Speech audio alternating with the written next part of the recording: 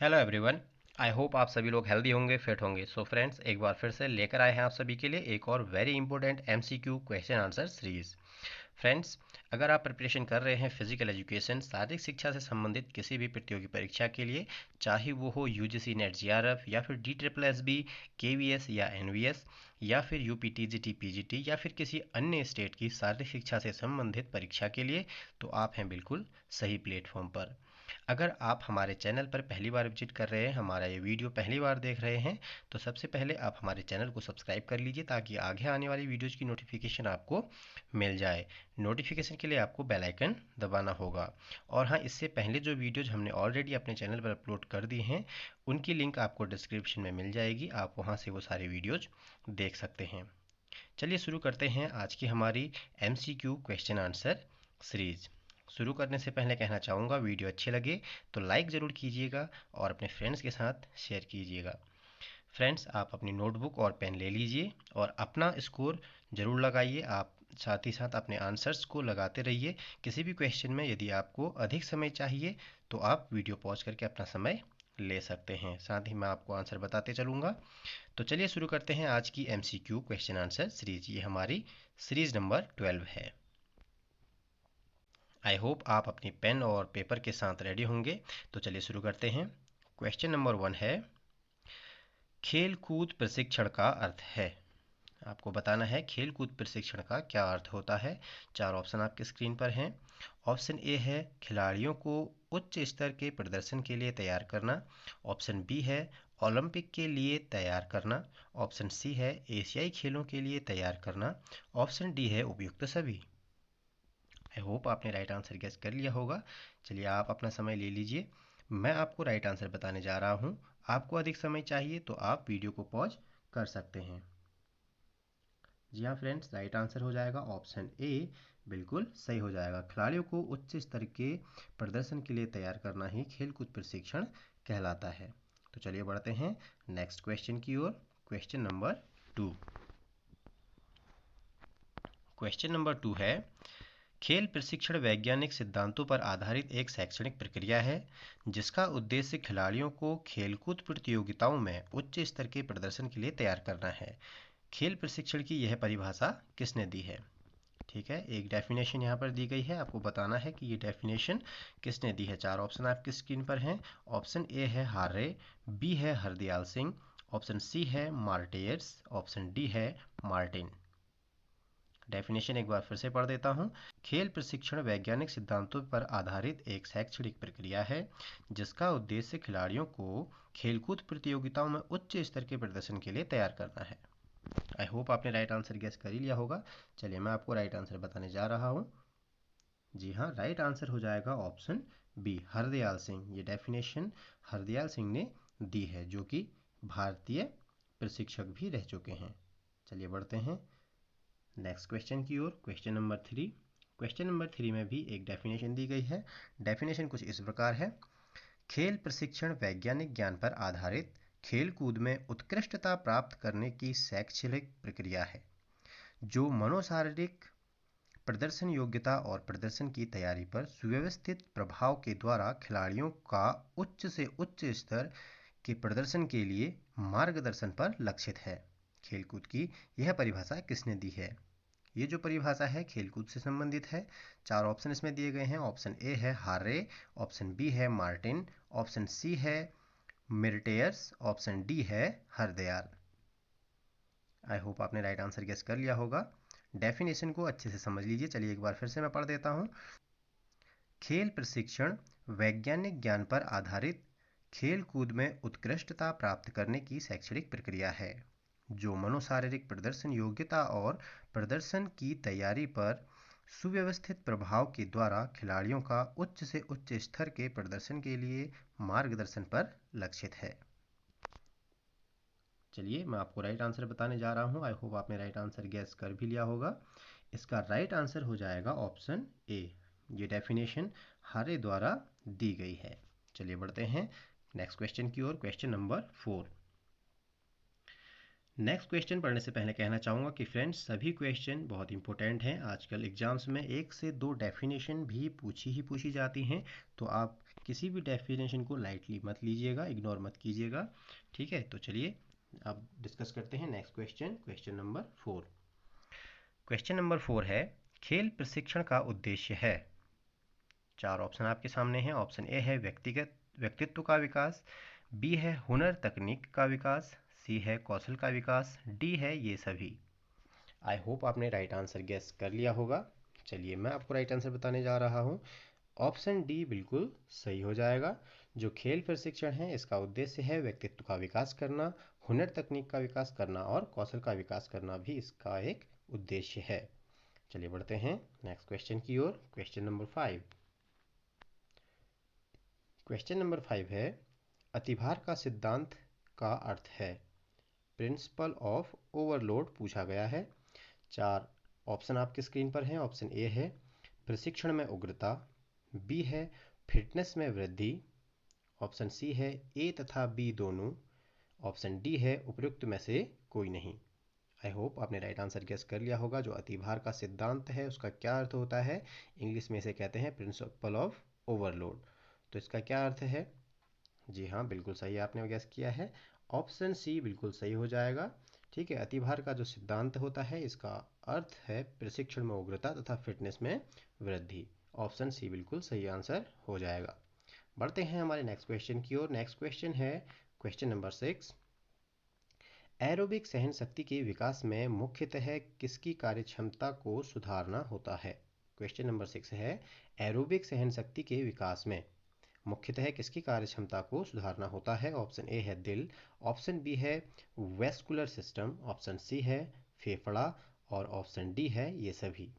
Aerobic सहन शक्ति में हम ऑक्सीजन का प्रयोग करते हैं, ठीक है, और वहीं जो एनारोबिक प्रक्रिया होती है उसमें ऑक्सीजन का प्रयोग नहीं होता है। तो आपको बताना है कि एरोबिक सहन शक्ति में का जो विकास है मुख्यतः किसकी कार्यक्षमता को सुधारना होता है? दिल, वेस्कुलर सिस्टम, फेफड़ा या फिर ये सभी। आई होप आपने अपना राइट आंसर गेस कर लिया होगा। जी हाँ, बिल्कुल सही आपने गेस किया है, डी बिल्कुल सही हो जाएगा। दिल, वेस्कुलर सिस्टम और फेफड़ा, इन सभी में एरोबिक सहन शक्ति के विकास में मुख्यतः इनकी कार्यक्षमता को सुधारना होता है। किनकी? दिल, वेस्कुलर सिस्टम और फेफड़ा, ठीक है, इन सभी की कार्यक्षमता को सुधारता है कौन? एरोबिक सहन शक्ति। चलिए बढ़ते हैं नेक्स्ट क्वेश्चन की ओर। नेक्स्ट क्वेश्चन है क्वेश्चन नंबर 7। एनारोबिक सहन शक्ति के अंतर्गत कौन सी खेल गतिविधि शामिल नहीं है? अब यहाँ पर एनारोबिक के बारे में पूछा गया है। मैंने आपको ऑलरेडी बता दिया कि जो एनारोबिक होता है इसमें ऑक्सीजन नहीं ली जाती है, ठीक है। तो क्वेश्चन है, फिर से मैं रिपीट कर रहा हूँ, एनारोबिक सहन शक्ति के अंतर्गत कौन सी खेल गतिविधि शामिल नहीं है? ऑप्शन ए है टेनिस, ऑप्शन बी है फुटबॉल, ऑप्शन सी है वेट लिफ्टिंग, ऑप्शन डी है क्रिकेट। आई होप आपने राइट आंसर गेस कर लिया होगा। जी हाँ, बिल्कुल सही आपने गेस किया है, ऑप्शन डी क्रिकेट, ठीक है। तो इसमें क्या होता है, एनारोबिक में क्विक मूवमेंट्स होती हैं, जैसे वेट लिफ्टिंग है, ठीक है, उसमें डेड लिफ्ट है, तो आपको एक बहुत ही कम समय में एक मूवमेंट में एक बहुत पावरफुल एक्शन करना होता है जहाँ पर हम ऑक्सीजन नहीं यूज करते हैं, ठीक है। तो ऐसे ही बहुत सारे मूवमेंट टेनिस में भी आते हैं, फुटबॉल में भी आते हैं, लेकिन क्रिकेट में ऐसे मूवमेंट्स नहीं आते हैं, ठीक है। तो क्रिकेट यहाँ पर बिल्कुल सही आंसर हो जाएगा। बढ़ते हैं नेक्स्ट क्वेश्चन की ओर, क्वेश्चन नंबर 8। क्वेश्चन नंबर 8 है, सहन शक्ति के कितने प्रकार होते हैं? अब आपको यहाँ पर बताना है जो सहन शक्ति है उसके कितने प्रकार होते हैं। 4 ऑप्शन आपके स्क्रीन पर हैं। ऑप्शन ए है 2, ऑप्शन बी है 3, ऑप्शन सी है 4, ऑप्शन डी है 5। आई होप आपने राइट आंसर गेस कर लिया होगा। चलिए मैं आपको राइट आंसर बताने जा रहा हूँ। जी हाँ, बिल्कुल सही आपने गेस किया है, सहन शक्ति के 4 प्रकार होते हैं, ठीक है। चलिए बढ़ते हैं नेक्स्ट क्वेश्चन, क्वेश्चन नंबर 9 है, निम्नलिखित कौन सी सहन शक्ति सभी खेलों के लिए आधारभूत है? ऑप्शन ए है एनारोबिक सहन शक्ति, बी है एरोबिक सहन शक्ति, सी है गति सहनशीलता, डी है ताकत की सहनशीलता। आई होप आपने राइट आंसर गेस कर लिया होगा।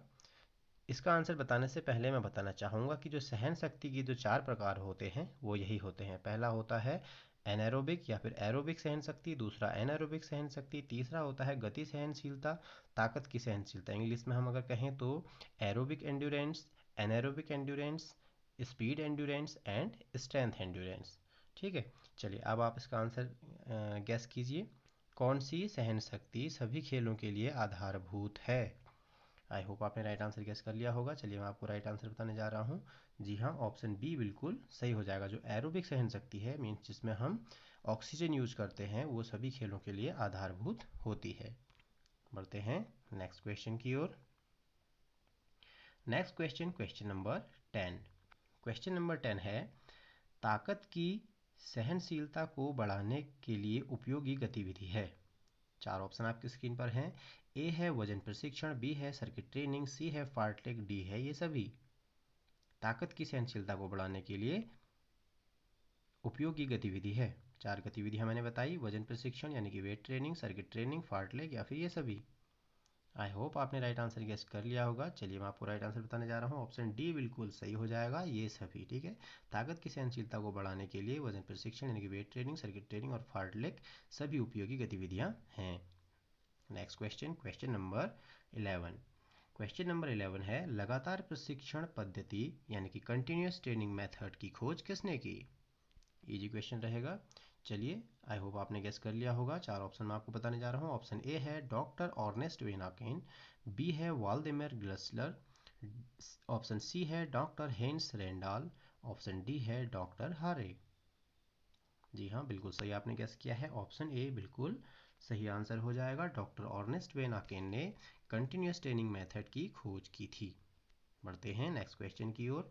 नेक्स्ट क्वेश्चन है, अंतराल प्रशिक्षण पद्धति यानी कि इंटरवल ट्रेनिंग मेथड की खोज किसने की? ऑप्शन ए है professor Waldemar Gerschler, option B है ऑर्नेस्ट वेनाकेन, ऑप्शन सी है doctor Hans Reindell, option D है इन सभी ने। आई होप आपने राइट आंसर गेस कर ही लिया होगा। जी हाँ, राइट आंसर है option A, professor Waldemar Gerschler. चलिए बढ़ते हैं नेक्स्ट क्वेश्चन की ओर। Question number 13।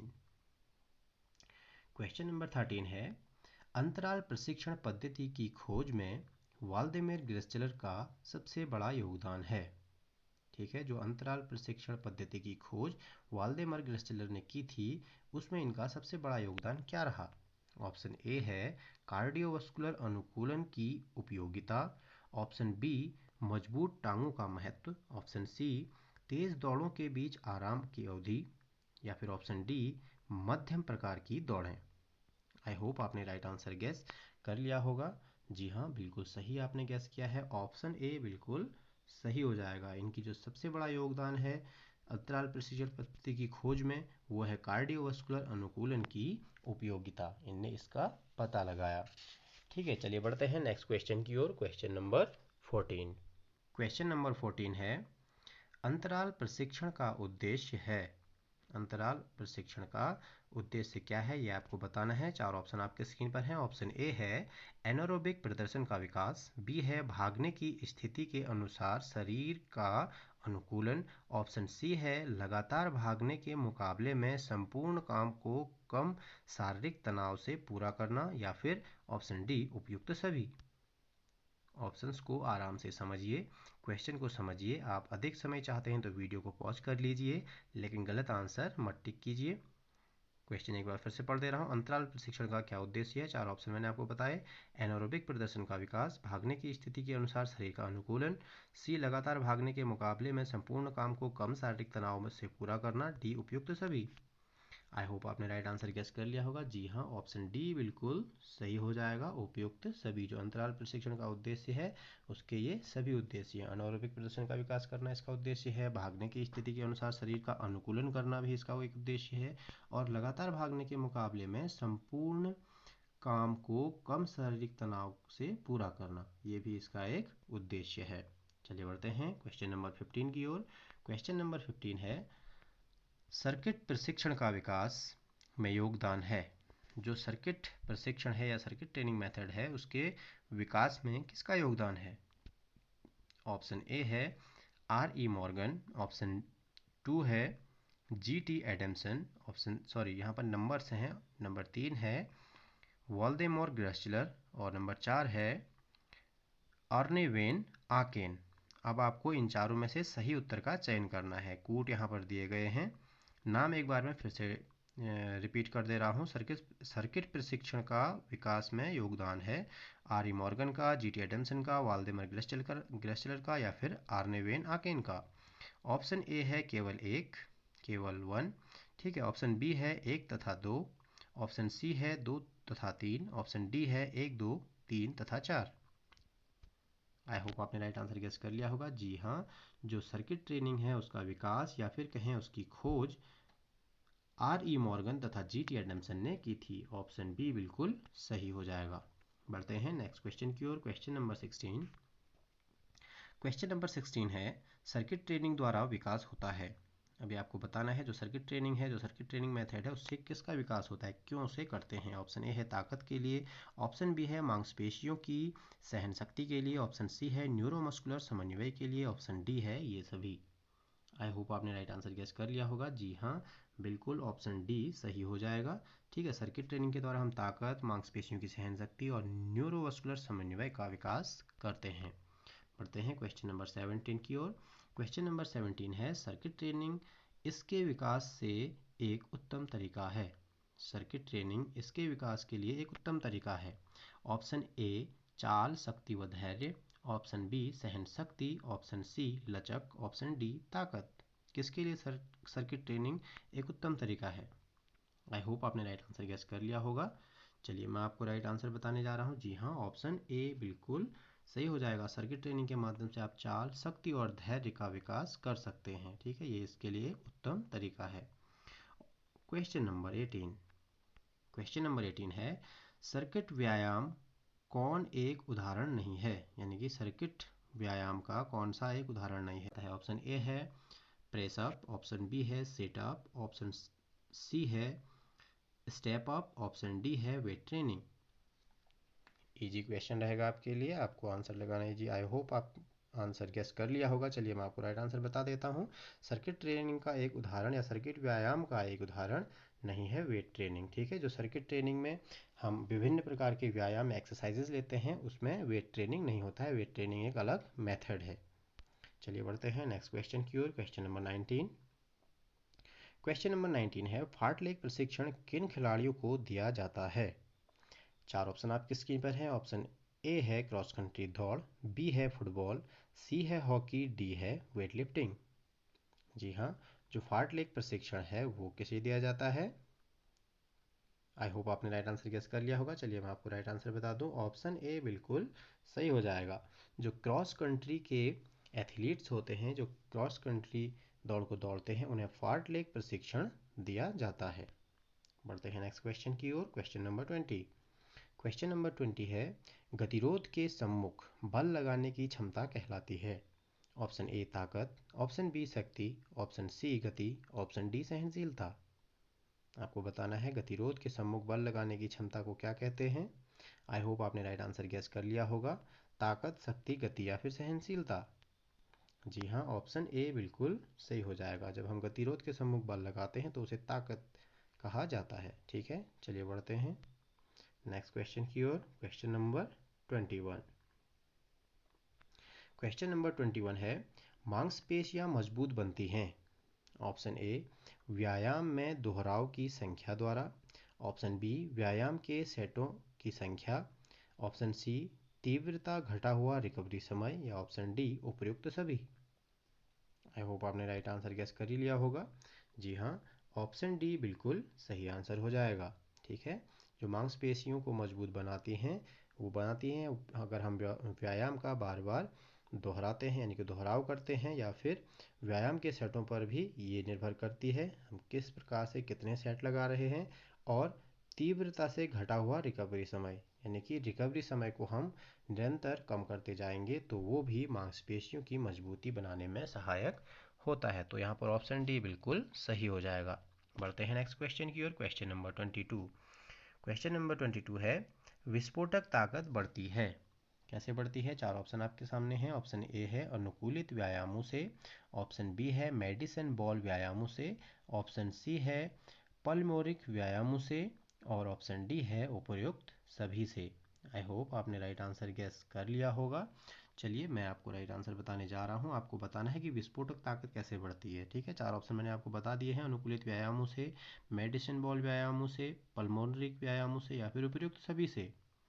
जी हाँ, ऑप्शन डी बिल्कुल सही हो जाएगा। जब हम विस्फोटक ताकत को बढ़ाने के लिए अनुकूलित व्यायाम, मेडिसिन बॉल के द्वारा जो व्यायाम होते हैं उनसे, और जो पल्मोनरी व्यायाम होते हैं उन सभी से विस्फोटक ताकत बढ़ाई जा सकती है। लेकिन जो सर्वाधिक यूज होता है वो है पल्मोनरी व्यायाम। ठीक है, चलिए बढ़ते हैं नेक्स्ट क्वेश्चन की ओर। Question number 23। क्वेश्चन नंबर 23 है, सहन शक्ति की ताकत बढ़ाई जा सकती है। 4 ऑप्शन आपके स्क्रीन के सामने हैं। ऑप्शन ए है सर्किट ट्रेनिंग, बी है वेट ट्रेनिंग से, सी है पहाड़ी पर दौड़ने से, डी है इन सभी से।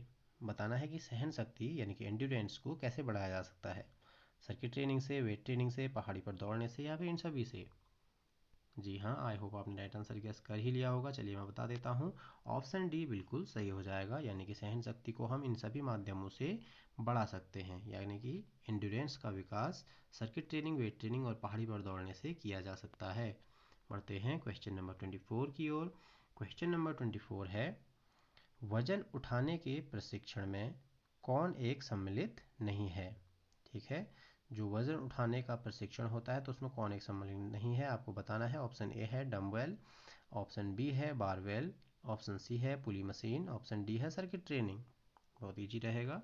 आई होप आपने राइट आंसर गेस कर भी लिया होगा। चलिए मैं बता देता हूँ, राइट आंसर है ऑप्शन डी। ठीक है, इसमें जो सर्किट ट्रेनिंग है वो एक ट्रेनिंग मेथड है, और जो क्वेश्चन में पूछा गया है कि वजन उठाने के प्रशिक्षण में कौन सम्मिलित नहीं है।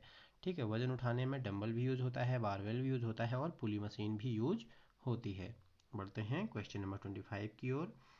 वजन उठाने के प्रशिक्षण के लिए प्रसिद्ध उपकरण है। अब आपको बताना है कि कौन सा सबसे फेमस उपकरण है जो वजन उठाने के लिए प्रशिक्षण के लिए यूज किया जाता है। आपके लिए इजी ही रहेगा। चलिए, आई होप आप उसको यूज भी करते होंगे। चलिए, ऑप्शन ए है डम्बेल, ऑप्शन बी है बारवेल, ऑप्शन सी है पुली मशीन, ऑप्शन डी है मेडिसिन बॉल। जी हाँ, ऑप्शन ए बिल्कुल सही हो जाएगा, डम्बल। ठीक है, हम भार उठाने के लिए सर्वाधिक किसका यूज होता है, डम्बल का यूज होता है। ठीक है, ये एक प्रसिद्ध उपकरण है, इक्विपमेंट है। चलिए बढ़ते हैं क्वेश्चन नंबर 26 की ओर। क्वेश्चन नंबर 26 है, वजन उठाने के प्रशिक्षण में सबसे कम हानि रहित उपकरण है। अब आपको बताना है ऐसा कौन सा उपकरण है जो सबसे सेफ है, यानी कि जिससे बहुत कम हानि होने की संभावना रहती है। 4 ऑप्शन आपके स्क्रीन पर फिर से हैं। ए है बारवेल, बी है मेडिसिन बॉल, सी है डम्बेल, और डी है पुली मशीन। आई होप आपने राइट आंसर गेस कर लिया होगा। जी हाँ, बिल्कुल सही आपने बताया है। ऑप्शन डी बिल्कुल सही हो जाएगा। पुली मशीन एक सेफ मशीन है।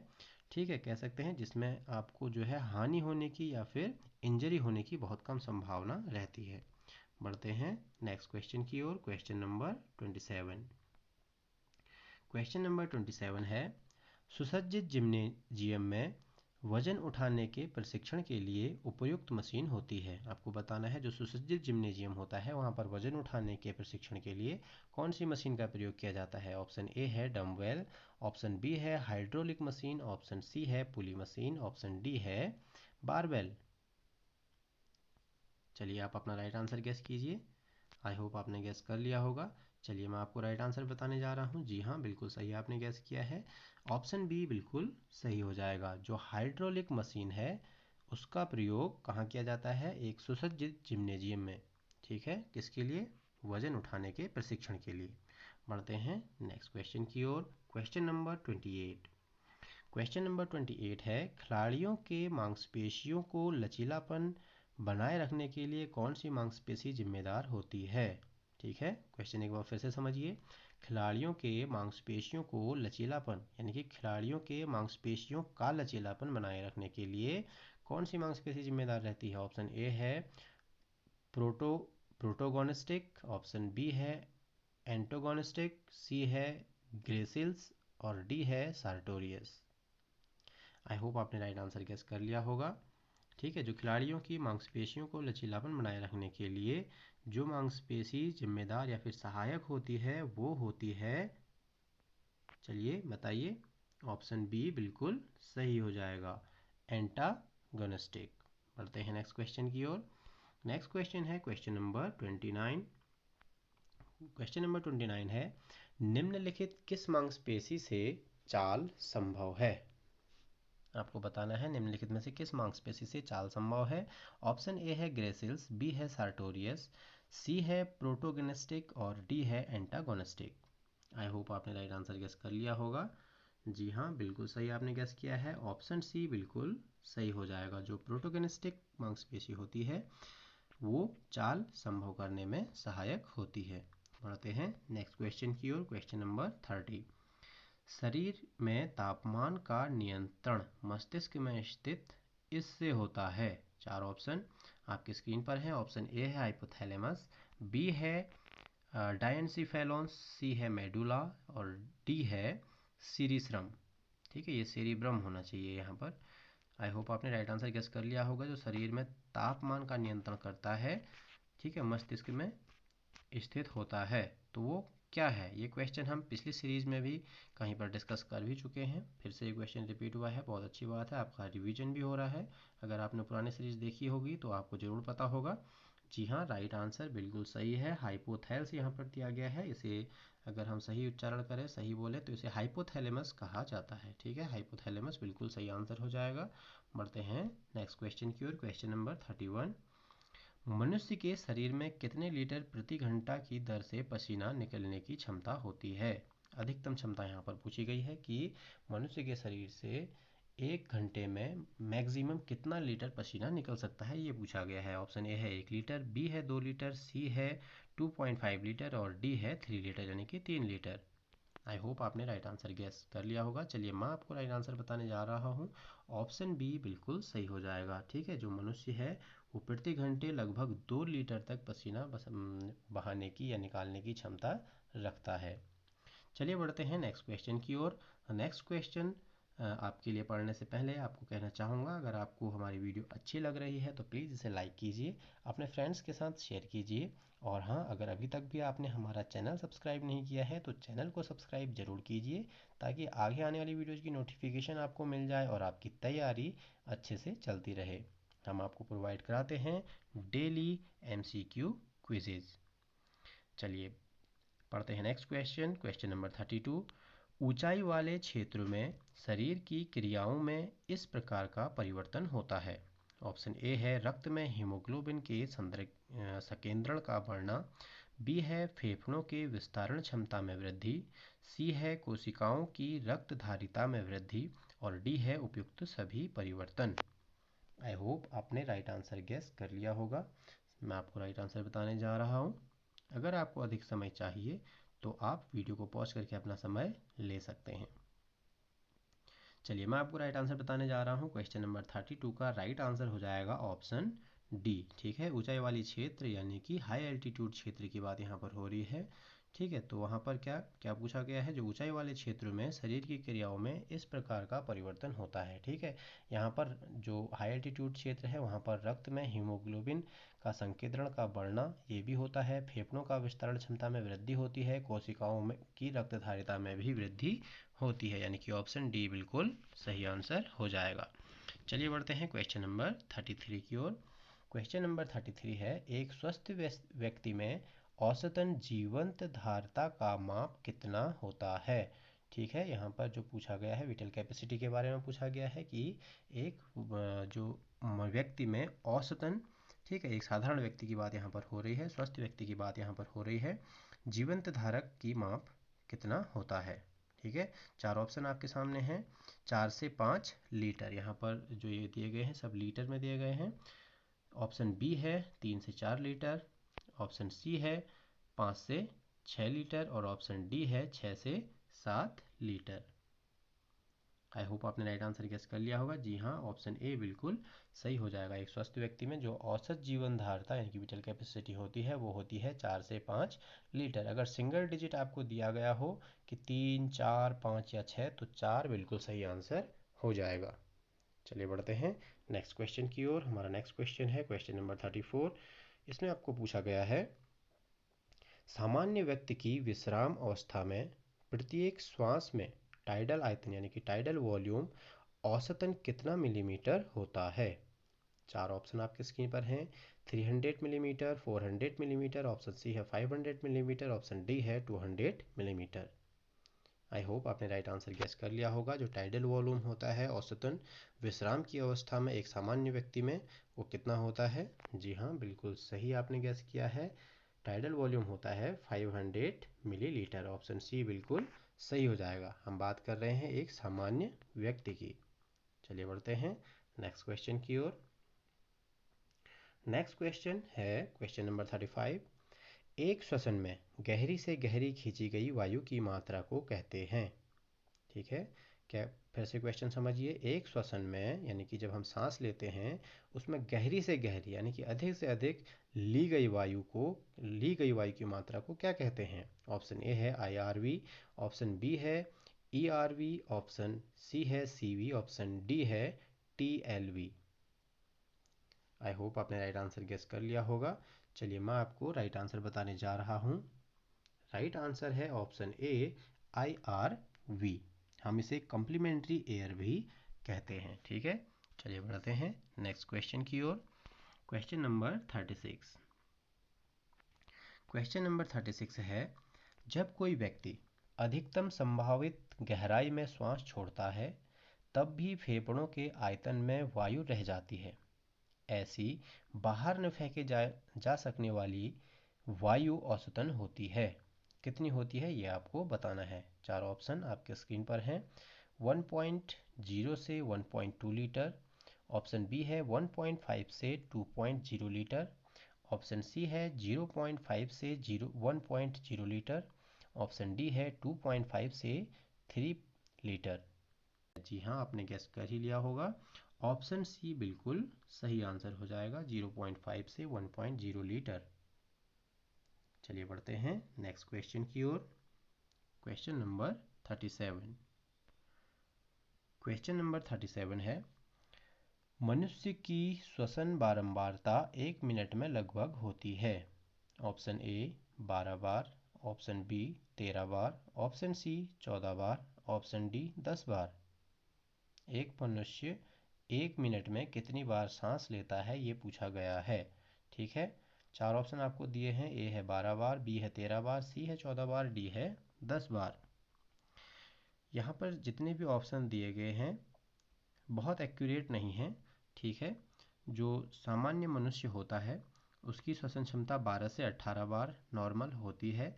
ठीक है, और जो एक एथलीट होता है उसकी कम होती है, 6 से 10 बार होती है।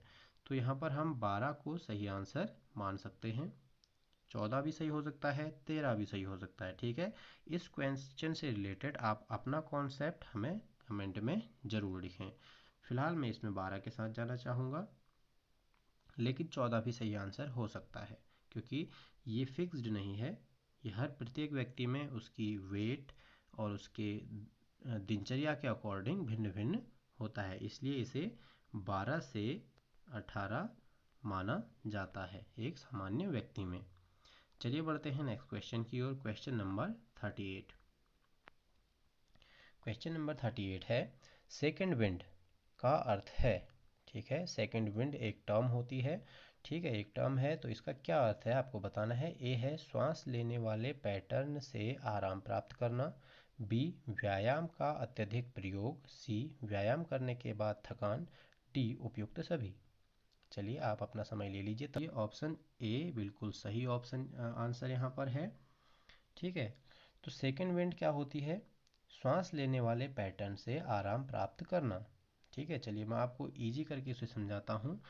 जब कोई एथलीट एक अपनी रनिंग स्टार्ट करता है तो कुछ समय पश्चात एक ऐसी कंडीशन आती है जहाँ पर उसे श्वास लेने में दिक्कत होने लगती है। आपने भी कभी जब रनिंग की होगी तो आपने ऐसा एहसास किया होगा कि एक समय के बाद सांस लेने में दिक्कत होने लग जाती है, तो दौड़ने में हमें थोड़ा दिक्कत महसूस होने लगती है। उसके पश्चात कुछ समय हम अगर उसी स्थिति में भी दौड़ को कंटिन्यू रखते हैं तो उसके बाद फिर से स्थिति सामान्य हो जाती है और हम फिर से पूर्व की भांति दौड़ने लगते हैं। ठीक है, तो वो जो कंडीशन होती है उस कंडीशन को ही जो है सेकंड विंड कहा जाता है। ठीक है, चलिए बढ़ते हैं हमारे नेक्स्ट क्वेश्चन की ओर। Question number 39।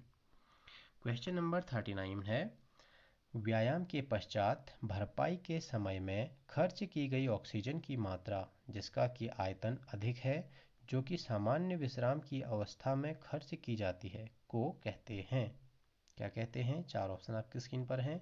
Second wind, oxygen depth, सी ऊर्जा स्रोतों का अपक्षय और डी है थकान। आई होप आपने राइट आंसर गेस कर लिया होगा।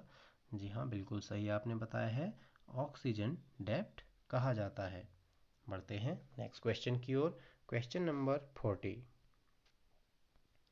क्वेश्चन नंबर 40 है, सबसे पहले ऑक्सीजन डेप्थ का प्रयोग किसने किया था? ऑप्शन ए है ऑर्थीवॉल्ड विवियन हिल, ऑप्शन बी है वाल्दो मोर, ऑप्शन सी है हारे, ऑप्शन डी है गियरसन। आप जल्दी से अपना आंसर गेस कीजिए कि सबसे पहले ऑक्सीजन डेप्थ का प्रयोग किसने किया था। जी हाँ, बिल्कुल सही आपने गेस किया है। ऑप्शन क्वेश्चन नंबर 40 का सही आंसर हो जाएगा ऑप्शन ए, ऑर्थीवॉल्ड विवियन हिल ने सबसे पहले इसका प्रयोग किया था। बढ़ते हैं नेक्स्ट क्वेश्चन की ओर। Question number 41। क्वेश्चन नंबर 41 है, लंबे समय तक कार्यजन्य श्रम के कारण बेचैनी अथवा क्षमता के घटने को कहते हैं। चार ऑप्शन, ऑक्सीजन डेप्थ, बी थकान, सी आलस्य, डी ये सभी। क्वेश्चन को फिर से समझिए। लंबे समय तक कार्यजन्य श्रम यानी कि परिश्रम के कारण बेचैनी अथवा क्षमता के घटने को कहते हैं। ऑप्शन है ऑक्सीजन डेप्थ, बी थकान, सी आलस्य, डी ये सभी। जी हाँ, बिल्कुल सही आपने गेस किया है, ऑप्शन बी बिल्कुल सही हो जाएगा। ठीक है, थकान। जब कोई व्यक्ति लंबे समय तक कार्य करता है यानी कि परिश्रम करता है तो उसके बाद जो बेचैनी और क्षमता की जो क्षमता है उसकी जो मात्रा घट जाती है, ठीक है, वो अक्षम होने लग जाता है, तो वो थकान की स्थिति होती है। बढ़ते हैं नेक्स्ट क्वेश्चन की ओर। Question number 42। क्वेश्चन नंबर 42 है, पेशीय थकान का कारण होता है। ऑप्शन ए है एसिटाइल कोलिन स्राव में कमी, बी है लैक्टिक एसिड का एकत्रित होना, सी है इस्चीमिया तथा हाइपोक्सिया, डी है उपर्युक्त सभी। चलिए जल्दी से अपना आंसर लगाइए। आई होप आपने आंसर गेस कर लिया होगा। मैं आपको राइट आंसर बताने जा रहा हूँ। जी हाँ, पेशीय थकान का जो कारण है ये सभी उसके कारण है। ऑप्शन डी बिल्कुल सही हो जाएगा। ठीक है, एसिटाइलाइन कोलिन स्राव में कमी होने पर भी थकान होती है, पेशीय थकान होती है, लैक्टिक एसिड के एकत्रित होने पर थकान होती है और इस्चीमिया तथा हाइपोक्सिया भी थकान का कारण है। चलिए बढ़ते हैं नेक्स्ट क्वेश्चन की ओर। Question number 43। आपको बताना है इस्चीमिया का अर्थ क्या है। ठीक है, इस्चीमिया एक टर्म आ गई है फिर से, इसका क्या अर्थ होता है आपको बताना है। चार ऑप्शन आपके स्क्रीन पर है। ऑप्शन ए है पेशियों में रक्त प्रदायता में कमी, बी है रक्त में ऑक्सीजन की प्रदायता में कमी, सी है हीमोग्लोबिन की अधिकता और डी है रक्त में WBC का कम होना। चलिए जल्दी से अपना आंसर गैस कीजिए। बहुत अच्छा क्वेश्चन है, कई बार एग्जाम से पूछा भी गया है। इस्चीमिया का अर्थ क्या है? पेशियों में रक्त प्रदायता में कमी, रक्त में ऑक्सीजन की प्रदायता में कमी, ठीक है, सी हीमोग्लोबिन की अधिकता, डी रक्त में WBC का कम होना। जी हाँ, बिल्कुल सही आंसर आपने गेस किया है, ऑप्शन नंबर ए बिल्कुल सही हो जाएगा, पेशियों में रक्त प्रदायता में कमी। अब आपकी समझ में हो सकता है ये प्रदायता वर्ड ना आ रहा हो, तो चलिए मैं आपको समझा देता हूँ। यानी कि रक्त को हमारी पेशियों में जिस मात्रा में रक्त की आवश्यकता होती है, जब उस निश्चित मात्रा से कम मात्रा में रक्त प्राप्त होता है, मतलब जितनी आवश्यकता है उतना नहीं मिल पा रहा है, उससे कम रक्त प्राप्त हो रहा है, तो उस स्थिति को इस्चीमिया कहा जाता है। चलिए बढ़ते हैं नेक्स्ट क्वेश्चन की ओर। Question number 44। क्वेश्चन नंबर 44 है हाइपोक्सियम का अर्थ है। ऑप्शन ए रक्त में ऑक्सीजन की प्रदायता में कमी, बी रक्त में हीमोग्लोबिन की कमी, सी रक्त में WBC की अधिकता, ऑप्शन डी है पेशियों में रक्त प्रदायता की कमी। अब आपको बताना है कि हाइपोक्सियम क्या है। इससे पहले हमने इस्चीमिया के बारे में पढ़ा था, हाइपोक्सियम। आई होप आपने गेस कर लिया होगा। जी हाँ, ऑप्शन ए बिल्कुल सही है।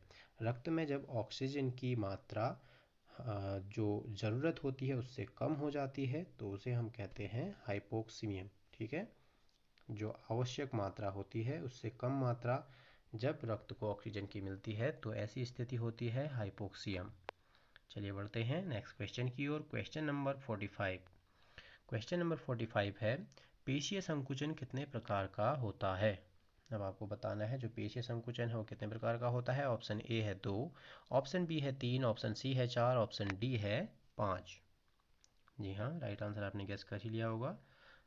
बिल्कुल सही आपने गेस किया है, ऑप्शन सी बिल्कुल सही हो जाएगा।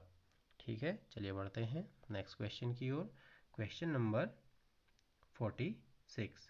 पेशीय संकुचन जो 4 प्रकार होते हैं, जल्दी से मैं आपको नाम बता देता हूँ। आइसोटोनिक, आइसोकाइनेटिक, आइसोमेट्रिक और इसेंट्रिक, ये 4 प्रकार होते हैं पेशीय संकुचन के। चलिए क्वेश्चन नंबर 46। आइसोटोनिक संकुचन में होता है, आइसोटोनिक जो संकुचन है उसमें क्या होता है आपको बताना है। ऑप्शन ए है, पेशियां पूरी संधियों के रेंज में स्थिर भाग के द्वारा सिकुड़ती और छोटी होती हैं। ऑप्शन बी है, पेशियों की लंबाई में कोई परिवर्तन नहीं होता है। ऑप्शन सी है, पेशी लंबी हो जाती है। या ऑप्शन डी है, उपयुक्त सभी। आई होप आपने राइट आंसर गेस कर लिया होगा। चलिए मैं आपको राइट आंसर बताने जा रहा हूँ। जी हाँ, ऑप्शन ए बिल्कुल सही है। आइसोटोनिक यानी कि आइसोटोनिक जहाँ पर टोन होता है। ठीक है, पेशियाँ पूरी संधियों की रेंज में स्थिर भार के द्वारा सिकुड़ती हैं और छोटी होती हैं, तो ऐसी कंडीशन में हम आइसोटोनिक कॉन्ट्रैक्शन कह सकते हैं। चलिए बढ़ते हैं नेक्स्ट क्वेश्चन की ओर। Question number 47। क्वेश्चन नंबर 47 में आपको बताना है, किस संकुचन में पेशी में संकुचन हो जाता है लेकिन पेशी की लंबाई में कोई परिवर्तन नहीं होता है। ऑप्शन ए, आइसोमेट्रिक संकुचन। ऑप्शन बी, आइसोटोनिक संकुचन। ऑप्शन सी, इसेंट्रिक संकुचन। ऑप्शन डी, आइसोकाइनेटिक संकुचन। आई होप आपने राइट आंसर गेस कर लिया होगा। चलिए जल्दी से मैं आपको राइट आंसर बताने जा रहा हूँ। जो आइसोमेट्रिक संकुचन होता है उसमें क्या होता है कि पेशी में संकुचन तो होता है लेकिन पेशी की लंबाई में कोई परिवर्तन नहीं होता है। चलिए बढ़ते हैं नेक्स्ट क्वेश्चन की ओर। Question number 48। क्वेश्चन नंबर 48 है, एसेंट्रिक संकुचन होता है जब हम किसी भार को नीचे करते हैं। ऑप्शन ए है। ऑप्शन बी है, गति का प्रतिरोध करने पर। ऑप्शन सी है, पहाड़ी ढलान पर दौड़ते हुए। ऑप्शन डी है, उपयुक्त सभी अभ्यासों में। आपको बताना है कि एसेंट्रिक संकुचन कब होता है, मतलब किस कंडीशन में होता है। 4 कंडीशन आपको दी गई, किसी भार को नीचे रखते समय, या फिर गति का प्रतिरोध करने पर, या फिर पहाड़ी ढलान पर दौड़ते हुए, या फिर इन सभी में, इन सभी अवस्थाओं में। जी हाँ, बिल्कुल सही आंसर आपने गैस किया है, ऑप्शन डी बिल्कुल सही हो जाएगा। इन सभी अवस्थाओं में इसेंट्रिक संकुचन होता है। बढ़ते हैं नेक्स्ट क्वेश्चन की ओर। Question number 49। किस संकुचन में पेशी लंबी हो जाती है। ऑप्शन ए, इसेंट्रिक संकुचन। ऑप्शन बी, आइसोमेट्रिक संकुचन। ऑप्शन सी, आइसोटोनिक संकुचन। ऑप्शन डी, आइसोकाइनेटिक संकुचन में। आई होप आपने राइट आंसर गेस कर लिया होगा। चलिए मैं आपको राइट आंसर बताने जा रहा हूँ। क्वेश्चन नंबर 49 का राइट आंसर हो जाएगा ऑप्शन ए, एसेंट्रिक संकुचन। एसेंट्रिक संकुचन में जो पेशी है वो लंबी हो जाती है। ठीक है, चलिए बढ़ते हैं क्वेश्चन नंबर 50 की ओर। क्वेश्चन नंबर 50 है, फ्री स्टाइल तैराकी किस संकुचन का उदाहरण है। जो फ्री स्टाइल तैराकी है वो किस प्रकार के संकुचन का उदाहरण है, ये आपको बताना है। ऑप्शन ए, एसेंट्रिक संकुचन। ऑप्शन बी, आइसोटोनिक संकुचन। ऑप्शन सी, आइसोकाइनेटिक संकुचन। ऑप्शन डी, आइसोमेट्रिक संकुचन। आई होप आपने राइट आंसर गेस कर लिया होगा। चलिए मैं आपको राइट आंसर बताने जा रहा हूँ। क्वेश्चन नंबर 50 का राइट आंसर है ऑप्शन सी। जो फ्री स्टाइल तैराकी है उसमें आइसोकाइनेटिक संकुचन का यूज होता है, यानी कि उसमें उसे ये है आइसोकाइनेटिक संकुचन का उदाहरण है क्या, फ्री स्टाइल तैराकी। ऑप्शन सी बिल्कुल सही आंसर हो जाएगा। बढ़ते हैं नेक्स्ट क्वेश्चन की ओर। Question number 51। क्वेश्चन नंबर 51 है, एक सामान्य वयस्क का सिस्टोलिक व डायस्टोलिक रक्तचाप कितना होता है। ठीक है, ये हमें जनरल नॉलेज के लिए भी पता होना ही चाहिए। तो आपको बताना है कि जो वयस्क सामान्य वयस्क व्यक्ति होता है उसका सिस्टोलिक और डायस्टोलिक रक्तचाप कितना होता है। ए ऑप्शन है 120/80, ऑप्शन बी है 130/80, ऑप्शन सी है 140/90, ऑप्शन डी है 150/90। जी हाँ, बिल्कुल सही आपने गेस किया है। राइट आंसर हो जाएगा ऑप्शन ए। जो सामान्य व्यक्ति का सिस्टोलिक और डायस्टोलिक रक्तचाप होता है वो 120/80 होता है। सिस्टोलिक 120 और डायस्टोलिक 80। चलिए बढ़ते हैं क्वेश्चन नंबर 52 की ओर। क्वेश्चन नंबर 52 है, प्रशिक्षित खिलाड़ी में वायु ग्रहण क्षमता कितनी होती है। ऑप्शन ए 4 से 5 लीटर, ऑप्शन बी 5 से 6 लीटर, ऑप्शन सी 3 से 4 लीटर, ऑप्शन डी 6 से 7 लीटर। ध्यान देने योग्य बात यहाँ पर यह है कि पूछा गया है प्रशिक्षित खिलाड़ी के बारे में। ठीक है, प्रशिक्षित खिलाड़ी में वायु ग्रहण क्षमता कितनी होती है, विटल कैपेसिटी की बात कर रहा है। ठीक है, आई होप आपने राइट आंसर गेस कर लिया होगा। जी हाँ, बिल्कुल सही आपने गेस किया है, ऑप्शन बी बिल्कुल सही हो जाएगा। जो प्रशिक्षित खिलाड़ी होता है उसमें वायु ग्रहण करने की क्षमता 5 से 6 लीटर होती है। सामान्य व्यक्ति में मैंने आपको ऑलरेडी बता ही दिया है, जो सामान्य व्यक्ति होते हैं उनमें 4 से 5 लीटर की क्षमता होती है। बढ़ते हैं नेक्स्ट क्वेश्चन की ओर। क्वेश्चन नंबर 53, एक प्रशिक्षित खिलाड़ी में श्वास लेने की गति प्रति मिनट विश्रामावस्था में कितनी होती है। ऑप्शन ए 7 से 8 बार, ऑप्शन बी 12 से 16 बार, ऑप्शन सी 10 से 15 बार, ऑप्शन डी 10 से 12 बार। चलिए जल्दी से अपना राइट आंसर गेस कीजिए। मैं आपको राइट आंसर बताने जा रहा हूँ। जी हाँ, बिल्कुल सही आपने गेस किया है, ऑप्शन ए बिल्कुल सही आंसर हो जाएगा। ठीक है, कई जगह पर इसका राइट आंसर 6 से 10 बार भी दिया गया होता है। तो उस एंगल से भी अगर हम देखें, 6 से 10 बार के अकॉर्डिंग भी अगर हम देखें तो यहाँ पर जो है राइट आंसर 7 से 8 बार ही होगा। यहाँ पर भी बात एक प्रशिक्षित खिलाड़ी की हो रही है। ठीक है, सामान्य व्यक्ति की हमने बात ऊपर करी थी, तो सामान्य व्यक्ति में मैंने आपको बताया था कि 12 से 20 होता है। ठीक है, चलिए बढ़ते हैं नेक्स्ट क्वेश्चन की ओर। नेक्स्ट क्वेश्चन, क्वेश्चन नंबर 54, सूक्ष्म कपाटों के प्रति मिनट वायु की मात्रा अंदर लेने और बाहर निकालने की संख्या प्रशिक्षित खिलाड़ी की होती है। कितनी होती है ये आपको बताना है। ठीक है, देखिए क्वेश्चन को थोड़ा सा टफ बनाने के लिए एक्स्ट्रा वर्ड्स यहाँ पर ऐड कर दिए गए हैं, लेकिन आप इसको समझिए। ठीक है, पहले मैं ऑप्शन आपको बता दूं। ऑप्शन ए है 150 to 160 लीटर, बी है 100 लीटर, सी है 100 to 120 लीटर, डी है 120 to 140 लीटर। क्वेश्चन को एक बार फिर से समझिए। यहाँ पर दिया गया है कि सूक्ष्म कपाटों से, ये जो 3 वर्ड फर्स्ट के दिए हैं सूक्ष्म कपाटों से, तो थोड़ा सा यहाँ पर आपको कन्फ्यूजन हो रहा होगा। अगर हम इन 3 वर्ड्स को एक बार के लिए हटा दें, ठीक है, तो अब आप क्वेश्चन को पढ़िए। प्रति मिनट वायु की मात्रा अंदर लेने और बाहर निकालने की संख्या प्रशिक्षित खिलाड़ी की होती है। प्रशिक्षित खिलाड़ी की यहाँ पर बात हो रही है। जो प्रशिक्षित खिलाड़ी की प्रति मिनट वायु की अंदर लेने और बाहर निकालने की जो संख्या होती है वो 150 से 160 लीटर होती है। इस क्वेश्चन में जो मिस किया गया है वो है कि जो ये क्षमता होती है वो एक कठिन प्रशिक्षण के दौरान होती है। ठीक है, जब वो प्रशिक्षण ले रहा हो, यानी कि जब वो ट्रेनिंग कर रहा हो, ठीक है, और वो भी कठिन प्रशिक्षण यानी कि भारी प्रशिक्षण ले रहा हो, उस दौरान उसकी जो 1 मिनट में वायु को अंदर और बाहर निकालने की क्षमता हो जाती है वो 150 से 160 लीटर के मध्य हो जाती है। तो ऑप्शन ए बिल्कुल सही हो जाएगा। चलिए बढ़ते हैं नेक्स्ट क्वेश्चन की ओर। क्वेश्चन नंबर 55 है, एक प्रशिक्षित व्यक्ति में टाइडल आयतन होता है। अब यहाँ पर टाइडल वॉल्यूम के बारे में पूछा गया है, किसके, प्रशिक्षित व्यक्ति के बारे में। ऑप्शन ए है 700 मिलीलीटर, ऑप्शन बी है 400 से 500 मिलीलीटर, सी है 300 से 400 मिलीलीटर, ऑप्शन डी है 500 से 600 मिलीलीटर।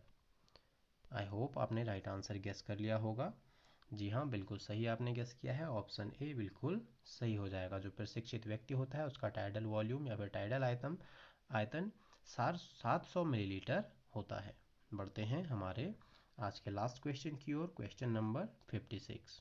क्वेश्चन नंबर 56 है, सामान्यतः 1 लीटर ऑक्सीजन प्राप्त करने के लिए 15 लीटर वायु की आवश्यकता होती है, परंतु प्रशिक्षित व्यक्ति के लिए 1 लीटर ऑक्सीजन प्राप्त हो जाती है कितनी वायु में। ये आपको बताना है। ऑप्शन ए है 10 लीटर वायु में, ऑप्शन बी है 8 लीटर वायु में, ऑप्शन सी है 12 लीटर वायु में, ऑप्शन डी है 18 लीटर वायु में। आई होप आपने राइट आंसर गेस कर लिया होगा। चलिए मैं आपको राइट आंसर बताने जा रहा हूँ। जी हाँ, ऑप्शन सी बिल्कुल सही हो जाएगा। ठीक है, जो एक प्रशिक्षित व्यक्ति होता है वो उसे 1 लीटर ऑक्सीजन प्राप्त करने के लिए 12 लीटर वायु ग्रहण करनी होती है। आई होप आपको हमारी आज की ये क्वेश्चन आंसर सीरीज अच्छी लगी होगी। अगर अच्छी लगी है तो प्लीज़ लाइक कीजिए, अपने फ्रेंड्स के साथ शेयर कीजिए, और हाँ, अगर अभी तक भी अगर आपने हमारा चैनल सब्सक्राइब नहीं किया है तो इसे सब्सक्राइब ज़रूर करें। हम आपको प्रोवाइड कराते हैं डेली MCQ सीरीजेज। इसके अलावा हम आपको प्रोवाइड कराते हैं फिजिकल एजुकेशन और स्पोर्ट्स से related most important one liner question answer series. हम ऑलरेडी कुछ वीडियोज आपको प्रोवाइड कर चुके हैं जिनकी लिंक मैंने डिस्क्रिप्शन में दे दी है, आप उन्हें वहाँ से चेक कर सकते हैं। तो आज की वीडियो में इतना ही, मिलते हैं नेक्स्ट वीडियो में। Thank you. Hey there, subscribe to my channel.